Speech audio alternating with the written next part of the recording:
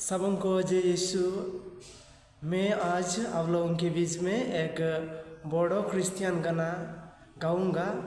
आप लोग इस गाना को सुना होगा, फिर भी मैं आप लोगों के सामने इस गाना को गाऊंगा। आफा आं नोंनिफ्राय गोजान जाबाय, अ प्रभु जोंखौ अनदो।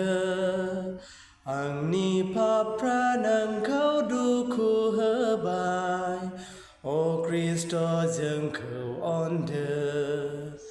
आफा आं नोंनिफ्राय गोजान जाबाय, अ प्रभु जोंखौ अनदो।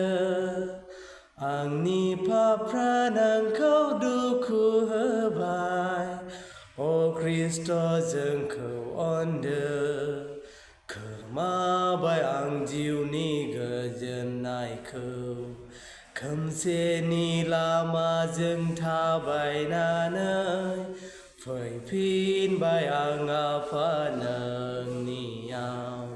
नाजावदो नों आंखौ, आफा आं नोंनिफ्राय गोजान जाबाय, अ प्रभु जोंखौ अनदो। आंनि पापफ्रा नोंखौ दुखु होबाय, अ ख्रिस्ट' जोंखौ अनदो। अ ख्रिस्ट' जोंखौ अनदो। जय यीशु।